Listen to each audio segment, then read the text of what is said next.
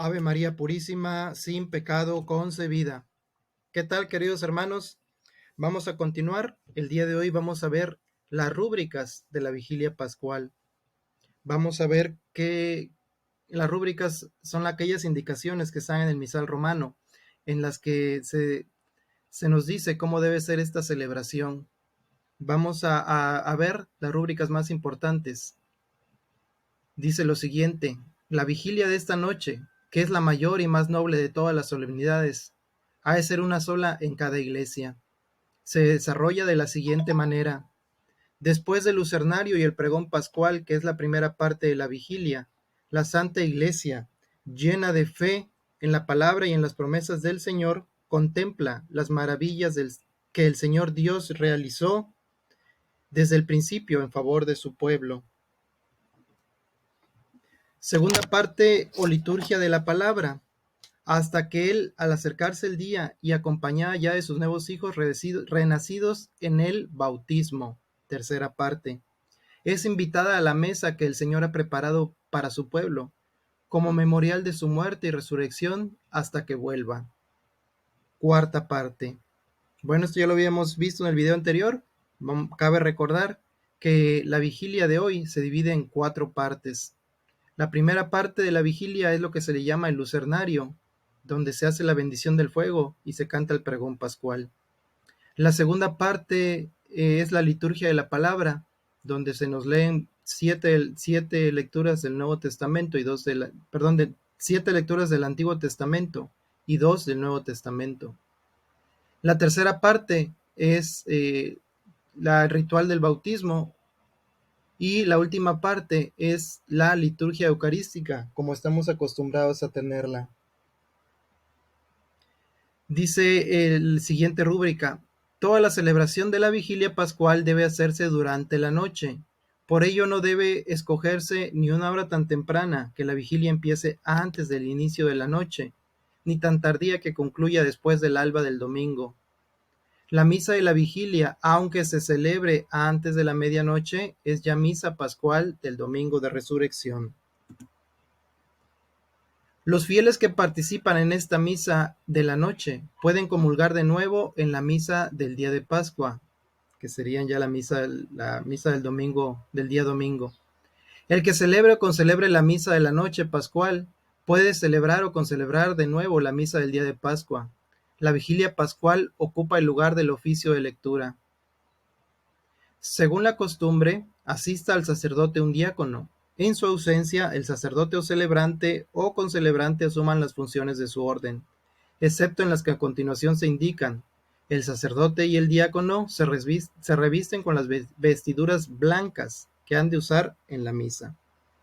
Para esta solemnidad, el color litúrgico es blanco. Dice: han de prepararse velas para todos los fieles que participan en la vigilia. Se apagan las luces de la iglesia.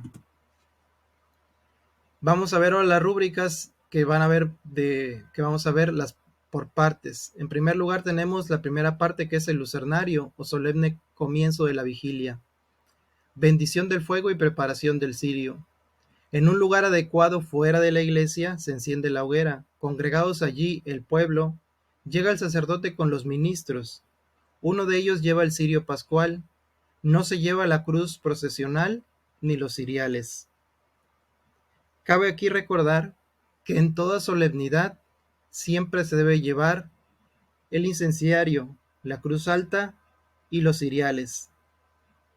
Entonces, si esta es la solemnidad más grande, ¿por qué no se llevan? Bueno, ¿por qué? Porque el cirio pascual va a ser la luz que va a reemplazar a los ciriales. Y la cruz alta tampoco. ¿Por qué? Porque ese cirio representa a Cristo, hace las veces de la cruz procesional. Donde no pueda encenderse el fuego, fuera de la iglesia, el rito se desarrolla como se indica en el número 13. El sacerdote y los fieles se signan cuando él dice: en el nombre del Padre.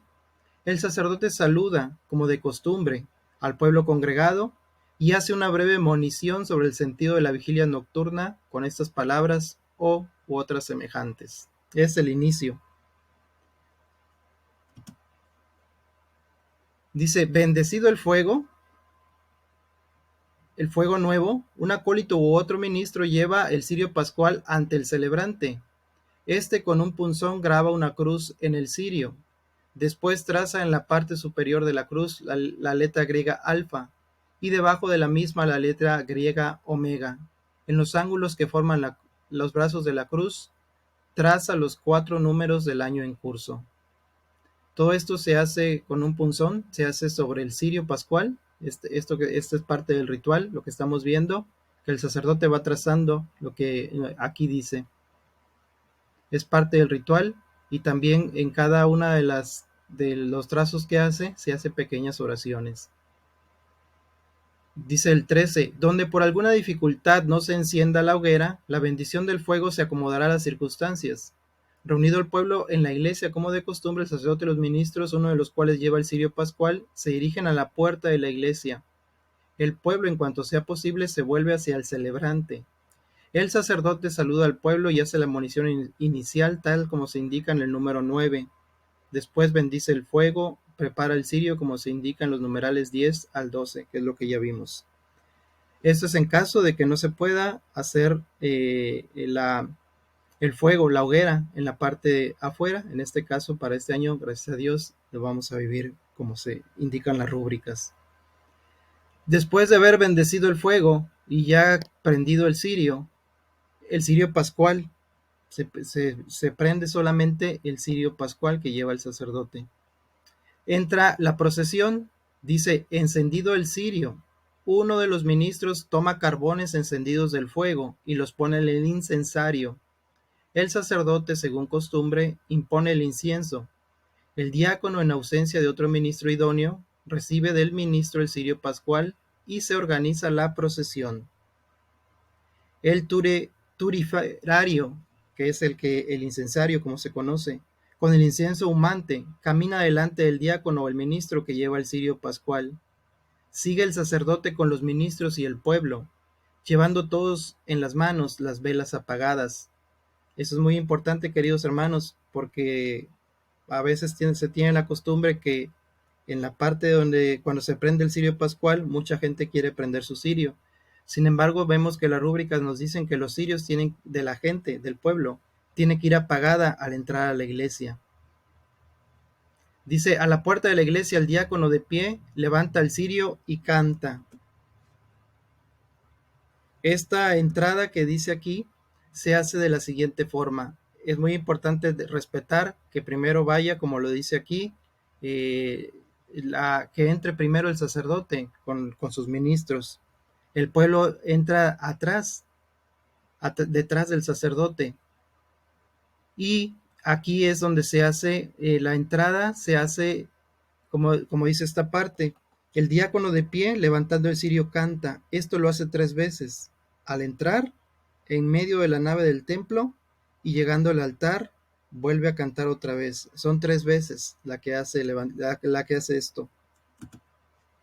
Bueno, una vez ya adentro del templo, lo que sigue es el pregón pascual. Dice, cuando el sacerdote ha llegado al altar, va a su sede, entrega la candela al ministro, impone y bendice el incienso, para el evangelio de la misa. El diácono va ante el sacerdote diciendo, Padre, dame tu bendición, pide y recibe la bendición del sacerdote, y aquí hace una oración. Esto es en caso de que haya un diácono y es el que va a hacer el pregón pascual. Vamos a ver qué pasa si no. Dicen, esta bendición se omite si el pregón pascual es anunciado por alguien que no sea diácono. El diácono, una vez incensado el libro y el cirio, anuncia el pregón pascual en el ambón o en el púlpito. Estando todos de pie y con velas encendidas en las manos, el pregón pascual puede ser anunciado en ausencia del diácono, por el mismo sacerdote, o por otro presbítero concelebrante. Si por necesidad anuncia el pregón un cantor laico, omite las palabras. Por eso, queridos hermanos, hasta el fin de la invitación y el saludo, el Señor esté con vosotros. El pregón puede ser cantado también en su forma breve. Aquí en el pregón pascual hay unas cosas que solamente lo tiene que decir el sacerdote o el diácono que tienen el orden. Si en el caso de que el pregón pascual es cantado por un laico, se omiten ciertas palabras del pregón pascual. Entramos a la segunda parte, que es la liturgia de la palabra. Dice, en esta vigilia, madre de todas las vigilias, se proponen 9 lecturas, 7 del Antiguo y 2 del Nuevo Testamento, que es una epístola y el Evangelio, que se han de leer todas donde sea posible, para salvaguardar la índole de la vigilia, que requiere larga duración. Por motivos graves de orden pastoral, pueden reducirse el número de lecturas del Antiguo Testamento, pero téngase siempre en cuenta que la lectura de la palabra divina es parte fundamental de esta vigilia pascual. Deben leerse por lo menos 3 lecturas del Antiguo Testamento, concretamente de la ley y de los profetas, y cantarse los respectivos salmos responsoriales. Nunca pueden omitirse la lectura del capítulo 14 del Éxodo, que es la tercera lectura, ni su canto. Apagadas las velas, se sientan antes de comenzar las lecturas. El sacerdote hace una breve monición al pueblo con estas palabras u otras semejantes. Después siguen las lecturas. El lector se dirige al ambón y lee la primera de ellas. Seguidamente el salmista o un cantor dice el salmo proclamando el pueblo la respuesta. Acabado el salmo, todos se levantan y el sacerdote dice oremos. Y después de que todos han orado en silencio, durante algún tiempo dice la oración correspondiente a la lectura. En lugar del salmo responsorial pueden guardarse un espacio de silencio sagrado, omitiendo en este caso la pausa después del oremos. Oraciones después de las lecturas. Después de la primera lectura y el Salmo 103. Después de la última lectura del Antiguo Testamento con su salmo responsorial y oración, se encienden los cirios del altar y el sacerdote entona el himno de gloria a Dios. Bueno, aquí vamos a ver en lo que es las lecturas, se lee una lectura, se canta, se salmodea un salmo y el sacerdote hace una oración en las lecturas hasta el Gloria, en donde canta el Gloria. Ahí es donde se encienden el cirio del altar, se reviste el altar y todo lo demás. Dice el 32, acabado el himno, el sacerdote dice la oración colecta como de costumbre. Dice, seguidamente el lector proclama la lectura del apóstol, que es la lectura, la que vimos, la del Nuevo Testamento. Acabada la epístola, todos se levantan. El sacerdote entona solemnemente por 3 veces, elevando gradualmente el tono, el aleluya, que repiten todos. Si fuese necesario, el salmista entona el aleluya. Después, el salmista o cantor proclama el Salmo 117, y el pueblo intercala aleluya en cada una de sus estrofas.